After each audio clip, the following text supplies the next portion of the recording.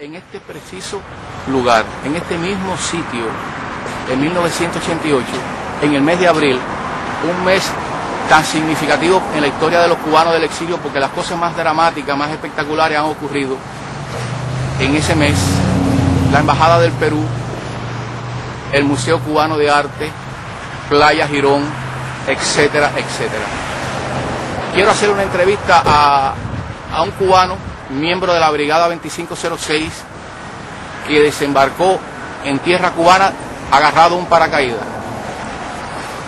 Pasó el tiempo y en 1988 el Museo Cubano de Arte, que era una gloria para el exilio, al extremo que ya se tenían $200.000 en los fondos para hacer grande esta institución cultural, sufrió los efectos de haberse colado dentro de él unas personas, unos individuos que concibieron hacer una subasta.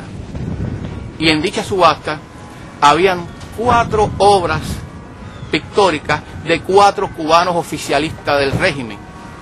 Ahí tenemos a Manuel Mariano, ahí tenemos a Mendive, varias personas que jugaron un papel importante en el régimen de Cuba con altos cargos en la cultura cubana.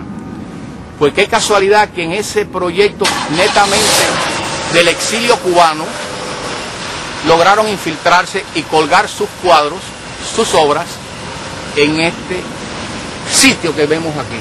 Aquí mismo hace 21 años, en este edificio fue donde se celebró la subasta para vender los cuadros, donde habían 4 pertenecientes al régimen de Cuba.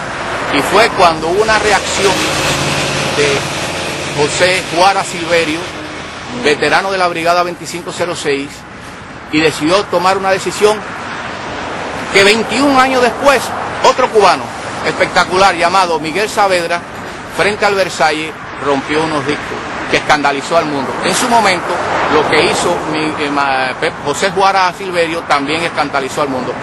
Compró el cuadro de Mendive, el Pavo Real de Mendive, vino a este mismo sitio y le dio candela. Ardió Roma. Ante ustedes, José Juara Silverio, el autor de aquel hecho hace 21 años. Por favor. ¿Qué tal? ¿Cómo estás? Dinos todo lo que tú viviste, por qué actuaste, qué sentiste aquel mes de abril para hacer lo que hiciste que marcó la historia. Bueno, como usted bien dijo, el mes de abril es un mes de mucha significancia histórica para el pueblo de Cuba, especialmente en la etapa del cartocomunismo. Nosotros desembarcamos la Unidad 2506 el día 17 de abril de 1961. Y otros hechos posteriores también se han dado fecha en esa época, como el Mariel y la Embajada del Perú. En aquella época yo era contratista de obras y al leer por la mañana el periódico El Herald y vi la noticia de que se iba a incluir artistas que trabajaban en pro del gobierno comunista de Cuba. Eso sí me indignó. Yo estaba de acuerdo con que el museo exhibiera y tuviera una subasta para recaudar fondos. El museo se encontraba en aquel edificio de allí de la esquina y la subasta se llevó a cabo en el segundo piso de este edificio.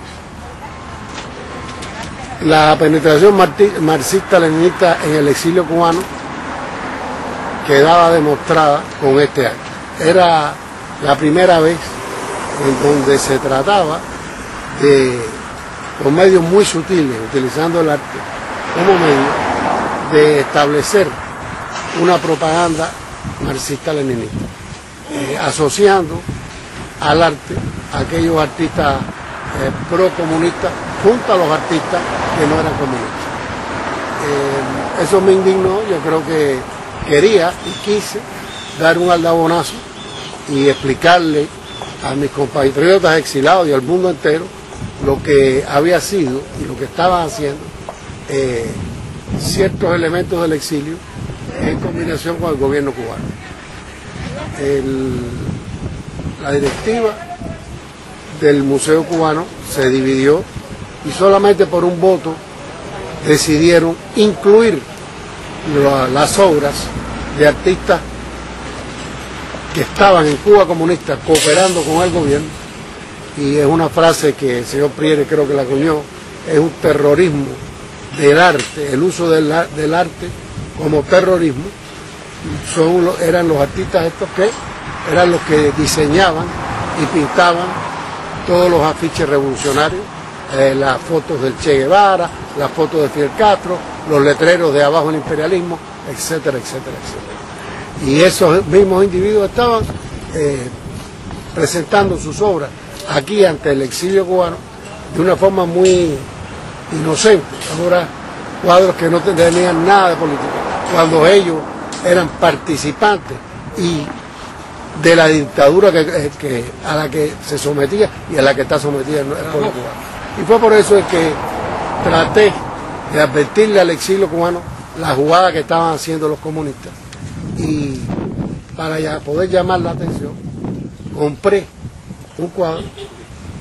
Al comprar el cuadro en la subasta me hice dueño de esa obra y por lo tanto, siendo mía, podía disponer de ella de la forma que quisiera, y decidí quemarlo públicamente para demostrarle al exilio de que el arte en ciertos momentos puede ayudar a la libertad, pero si el arte es comprometido debe de destruirse.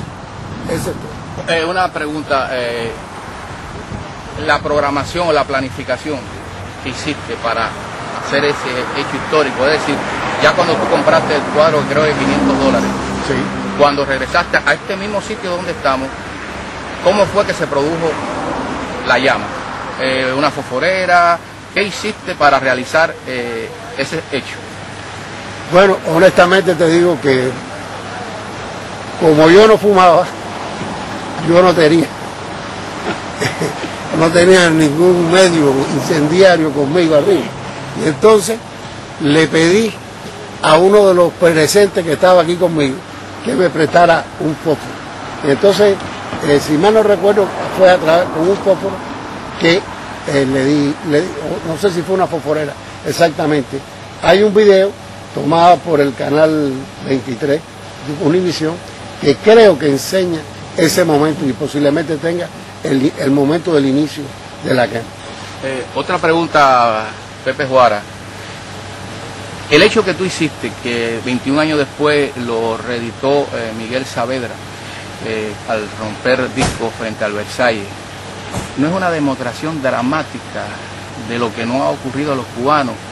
Y vemos con 21 años después de lo que tú hiciste, nadie ha escarmentado, ni ellos ni los otros, y siguen haciendo lo mismo. Es decir, que está vigente esa actitud que tomaste y ahora la está tomando Miguel Saavedra, y mañana en el futuro lo tomarán a lo mejor otros. ¿Qué tú opinas ante esa decisión que parte de lo más profundo de tu ser, ante las experiencias que viviste en Girón, tus compañeros muertos, toda la tragedia de comunizar a ese país maravilloso de que tú eres parte? ¿Qué justificación tú le das a aquel dramático hecho que hiciste hace 21 años en este mismo sitio? Bueno, mira, antes que todo quiero felicitar a Miguel Saavedra por su actitud, no solo de estos días, sino la actitud que ha mantenido durante toda su etapa del exilio, que es una actitud parecida a la tuya, parecida a la mía, o sea, que es la resistencia. Si en estos momentos no podemos, por las circunstancias y por el tiempo que ha pasado, no podemos enfrentarnos con las armas en la mano al régimen, yo creo que la resistencia tenemos que mantenerla nosotros y dar el ejemplo a las nuevas generaciones para que la continúen.